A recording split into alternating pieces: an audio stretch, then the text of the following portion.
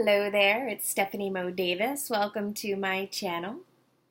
If you haven't been here before, I've created this channel as an opportunity for me to share my very personal experience with spiritual awakening and really coming into my fullness as a spiritual facilitator.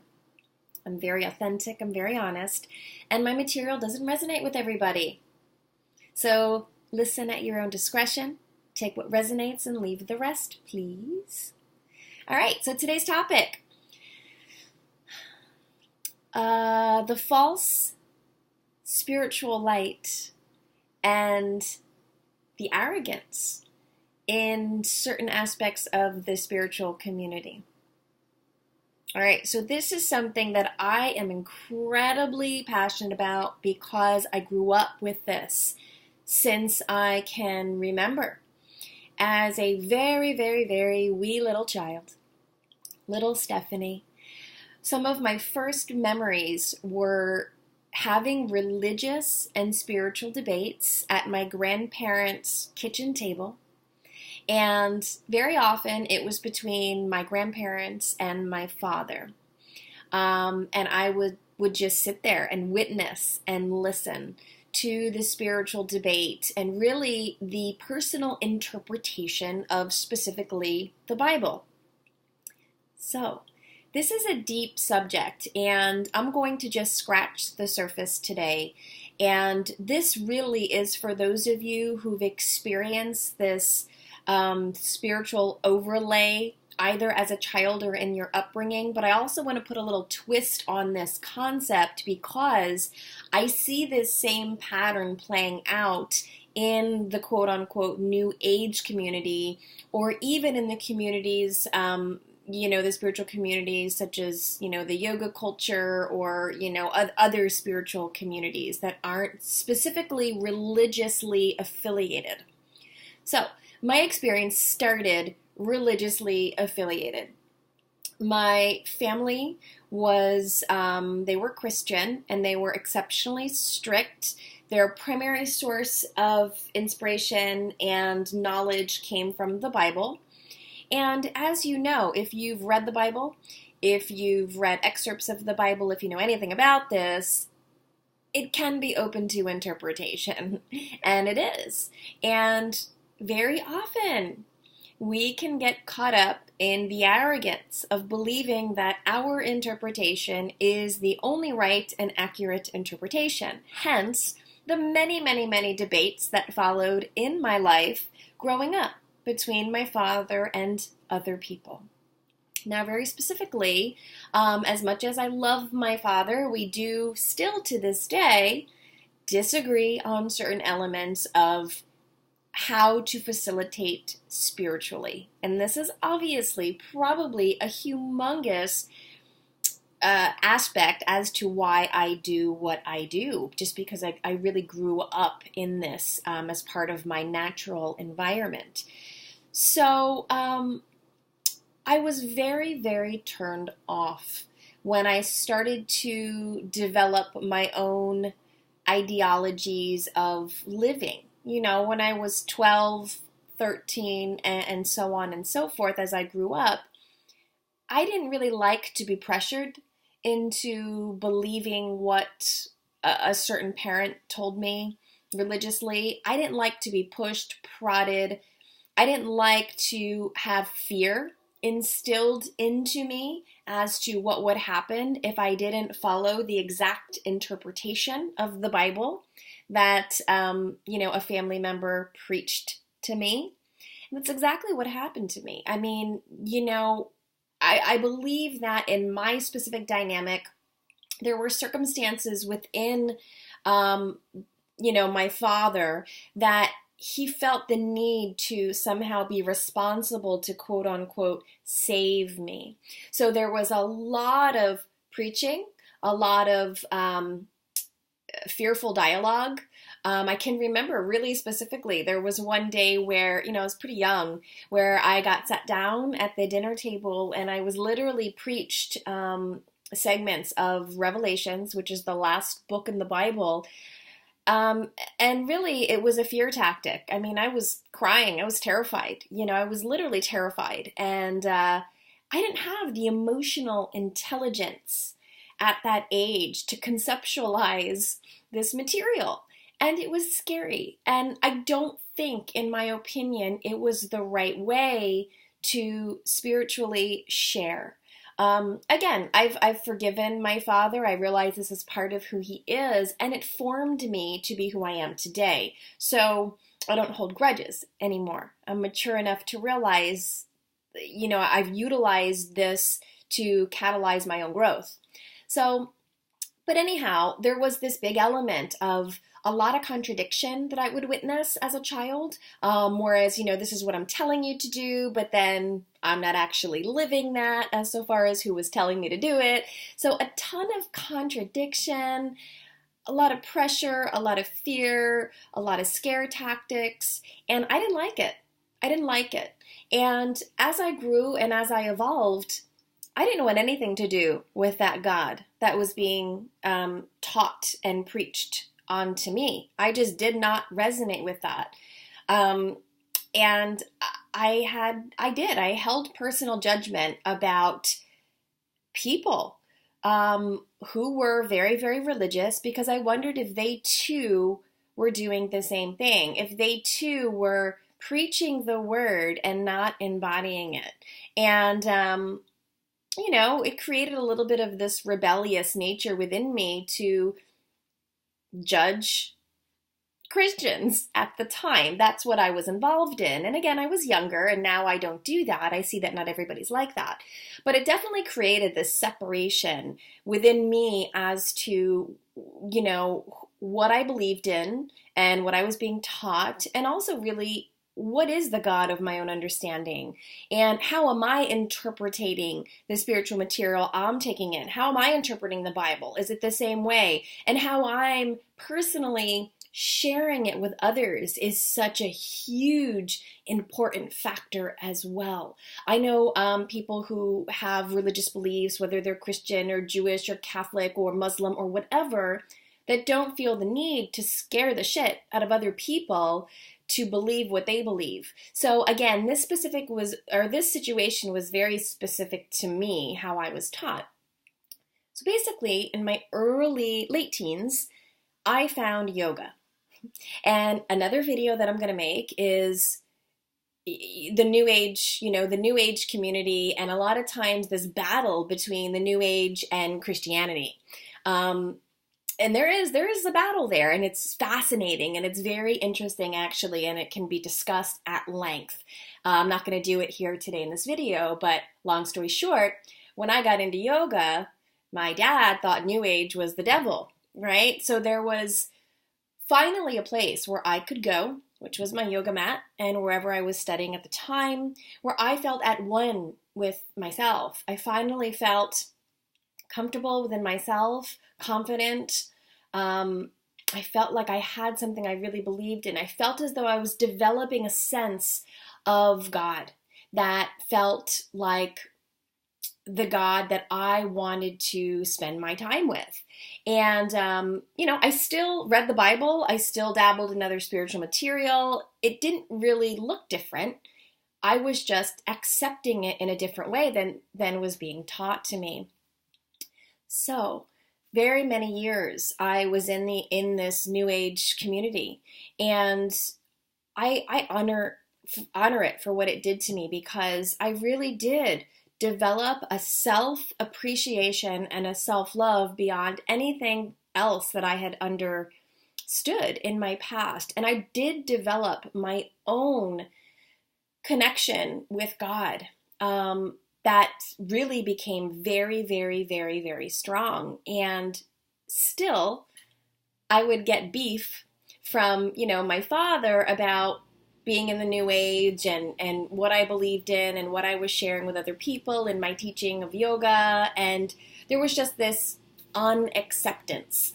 And it was so crazy for me personally, because I felt as though I was doing the best that I could. I was very integrous. I was very heart-based.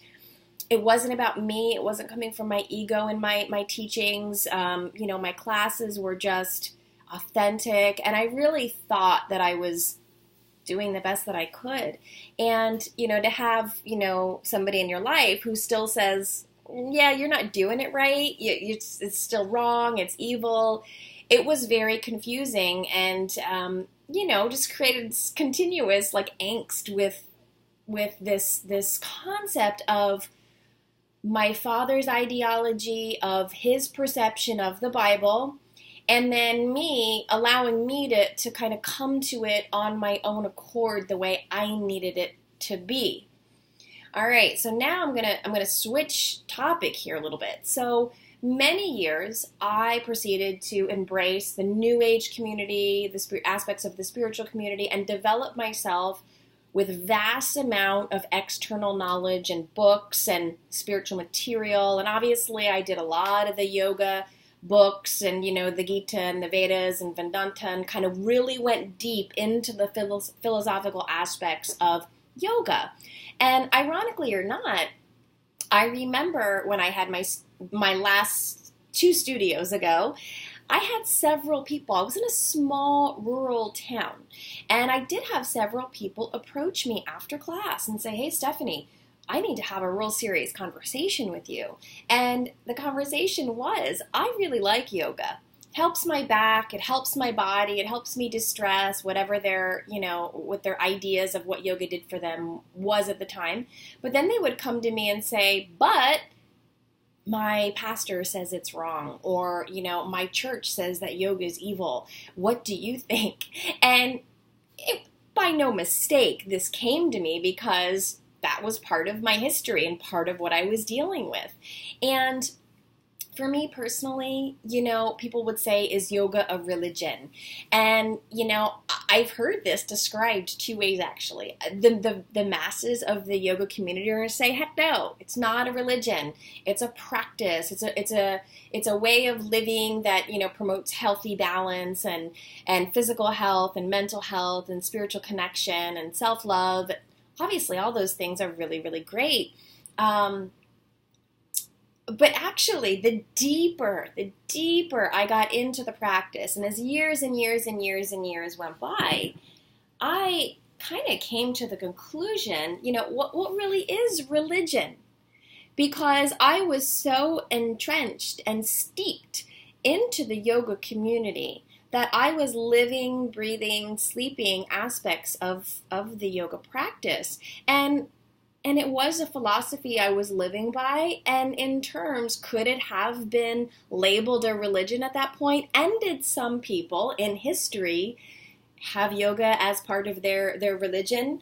Yes, they did. So when I started to really delayer this, and very specifically, you all know, if you've watched any of my past videos, I talk about this really beautiful ambush spiritual awakening I had in 2015 that was catalyzed by what's called a twin flame. And really, I've done other videos on twin flames too.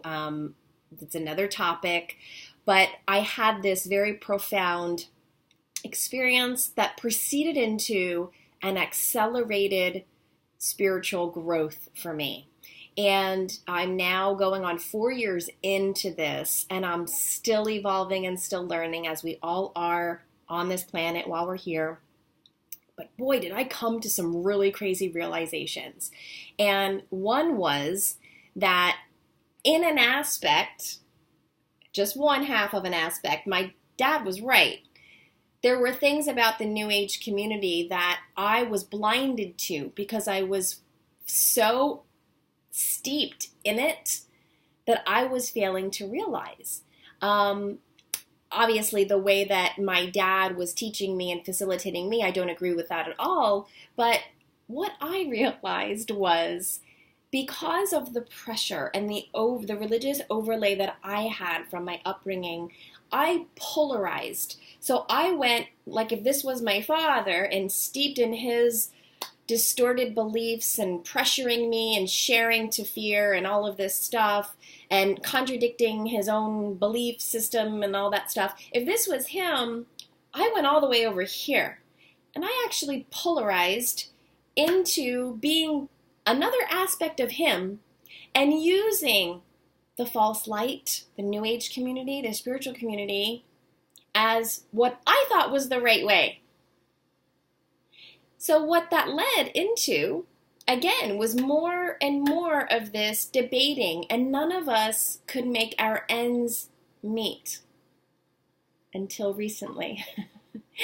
So basically, I've realized that I actually became my father, but I was using the false light of love and light, and we just got to be positive and everything's going to be great. And because I so did not want to go into the elements of what was being taught over here, that I kind of went into this aspect of the complete opposite, but that wasn't harmonized, balanced, or logical either.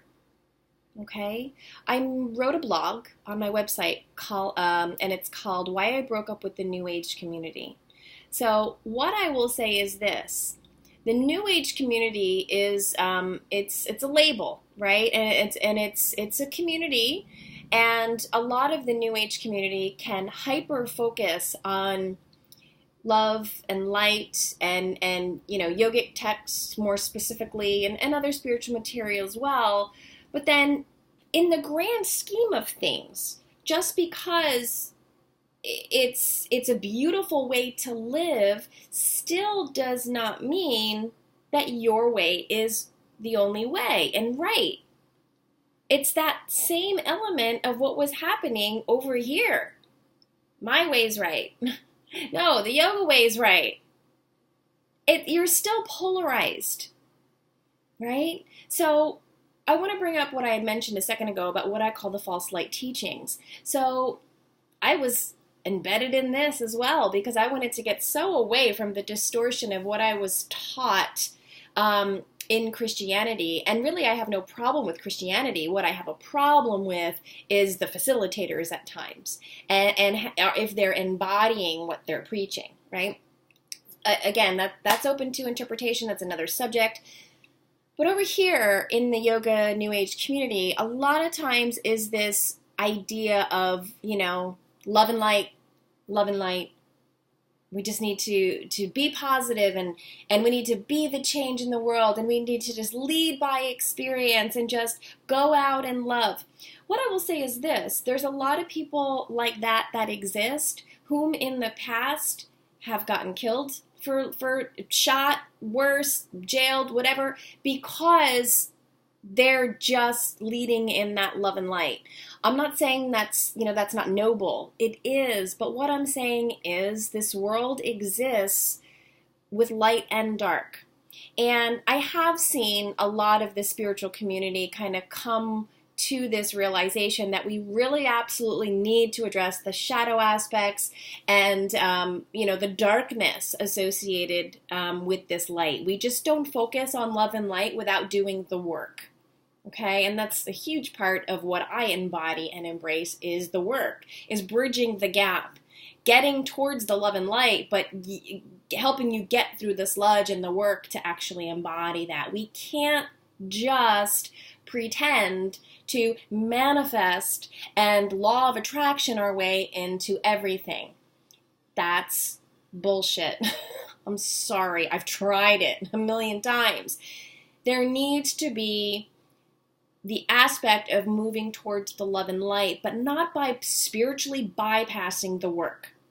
Okay? So there's an element of bringing your higher dimensional thinking, of trusting the universe and manifestation, and I just got to go with my inner wisdom and my intuition, which is the feminine aspect, which I embody and love, and I lived there for too long without embracing the masculine aspect. You need both, okay? The masculine aspect is, how do I actually embody this and not just talk this lingo and wait forever because all of my manifestations for some reason aren't happening, right? Think about that too. When you're in that mode of wanting, desiring, setting intentions, manifestation, you're clearly living in this aspect of destination addiction. Oh, when I get that, then I'll be more full. And when I get that, I'll be happy. I get that new boyfriend, I'm really going to be able to do my work, right? So again, when you're constantly praying for it to be better, what's going on in your current existence that's not working, right? That's what we need to kind of look at. That's where the masculine aspect component comes in and says, wait, hold on. Yes, I want to live in this love and light, but what do I got to do to get there? What action do I need to take? What logic do I need to use to alchemize my experience? Alchemize, turning lead into gold. You need to create your experience. Love and light, manifestation and intention, law of attraction is only one half of the picture. Again, if you don't like this, you don't resonate, that's okay. That's cool. I am just simply sharing with you what I've come to learn in my personal story at this time. Okay? I was the biggest love and light yogi. Oh my God, my intentions and my heart was so pure. I self-sacrificed and martyred myself and just wanted to help everybody and save everybody. And I was going down in the meantime. And I did go down physically. I got very ill. I had 2 kidney transplants until I realized this way isn't the only right way either. Okay? We need to have 2 ends meet, right? So just something I want you guys to consider. I am passionate about sharing my material with the spiritual community because I've been so entrenched in it really my whole life. One aspect was heavily into the Christian realm and the interpretations taught by my father, which again, that was a lot of my disdain with Christianity was just the way it was being taught to me. I have a new relationship with it, absolutely. But then again, I see clearly now. I have the awareness and the consciousness to realize that because I didn't like that, I went way far over here and thought love and light and yoga and the law of attraction and everything was going to save my life and make it better. This person is the same as this person. They're just on 2 opposite ends of the spectrum, but they're the same person. My way's right. No, my way's right. You're wrong. The amount of judgment I see in the spiritual community right now is alarming, right? We're not embodying what it means to be balanced and harmonized and accept people for where they're at on their journey. There's a lot of spiritual arrogance going on out there, people. A lot. Makes me a little sick, actually. I get challenged a lot. I have my whole life from people in the spiritual community who want to prove to me that their way's right.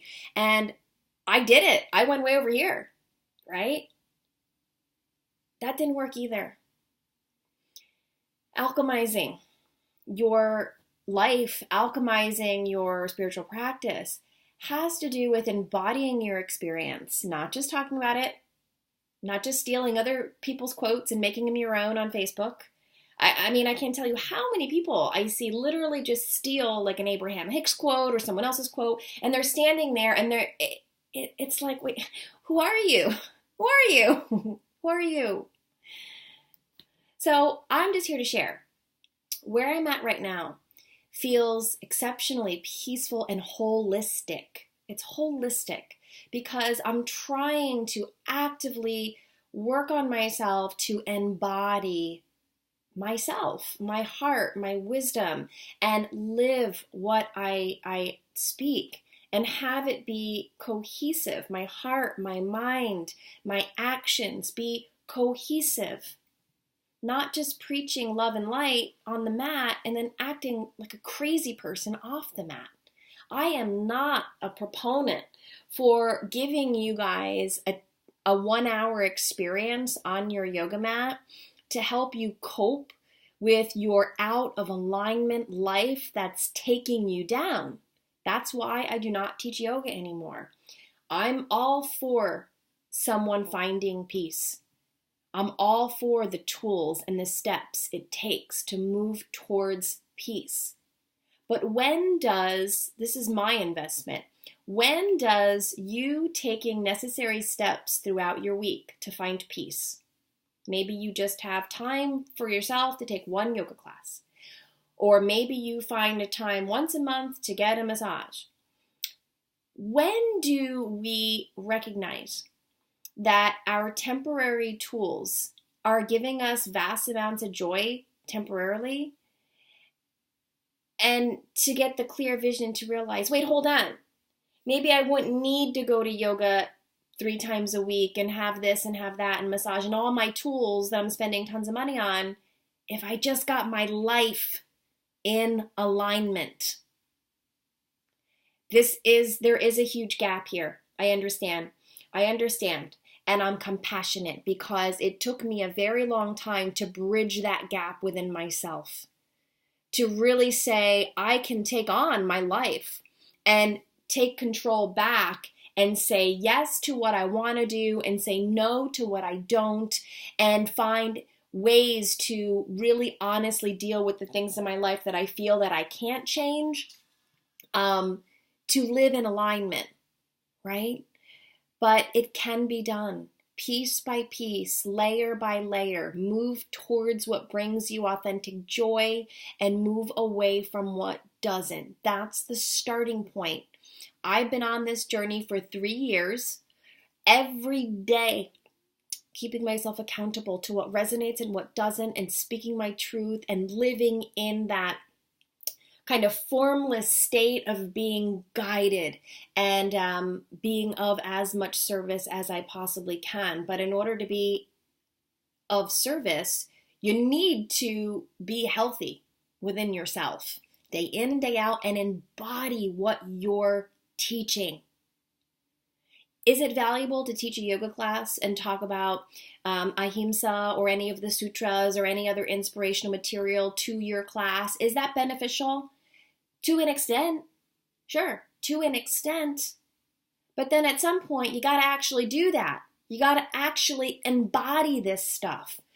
We get off into this excessive external seeking, and well, now I'm working on this sutra, and now I'm reading this, and now I'm doing this, and now I'm doing Ayurveda, and now I'm a vegan, and now I'm doing this, and now I'm doing this. And you're popping around all over the place. Some of them are sticking, some of them aren't. But it's so much outside of you. It's not bad. But at some point, you're going to have to really select what really you resonate with, who you really are, and stick to it and embody it and really do that work, right? So false light and arrogance in the spiritual community, it can come through religious means. It can come through spiritual means. It's the same person, but on 2 opposite ends of the spectrum, 2 different variants. That's it. I didn't want to be so polarized in any direction. I didn't want to tell people how to live their life and force them to see that my way was right. That's why I stopped teaching yoga. That's why I closed my business. Now I facilitate. I teach by sharing my authentic journey. And if that happens to inspire somebody, awesome.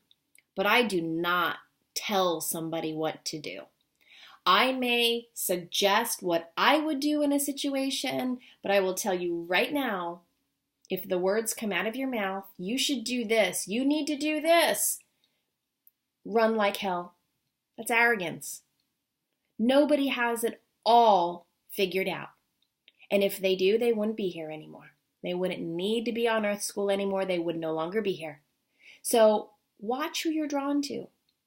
Move towards what resonates with you. And if you need an arrogant spiritual teacher for a while because they're somehow reflecting that in you and vice versa, great. Again, it's all meaningful. But I'm trying to assist in the reduction of linear time struggle and circling and hamster wheeling to come back to just your true authentic self, which already lies within you. It already lies within you. Do you need help at times and external means and tools? Yeah, that's great. But don't rely on it. And watch, be discerning with your teachers. A true master will not tell you they're a master. They probably have regular clothes and look like an everyday person. Okay? As Tobias Lars says, learn to discern, right? Just be cautious, guys. Be aware. That's all I'm trying to say. So me deconditioning, it's getting dark, me deconditioning the false light within me and being highly polarized in the spiritual community was shocking, because that was my identity for 20 years. I thought I found, I thought I found Shangri-La in my yoga. And I realized Shangri-La and peace lies within me. I don't need to get on my yoga mat. I only do things if I'm actively inspired to now. I don't do it because I need to deal with my crazy life. And if I don't get a massage and go to yoga and study, Muji and Babaji, and if I don't do all this, and I'm not going to be balanced. I got my life right. Every step of it. My work, my career, my relationship, my friendships. I had to restructure a lot. And I understand that some people do not want to do that. They do not want to see that. They do not have the time and they want to avoid it. And that's their choice. Everybody has free will, right? Just something to consider. Thank you so much. If you like my channel, you can subscribe. You can always email me if you have any questions or concerns. And that's it for this evening. Have a wonderful night.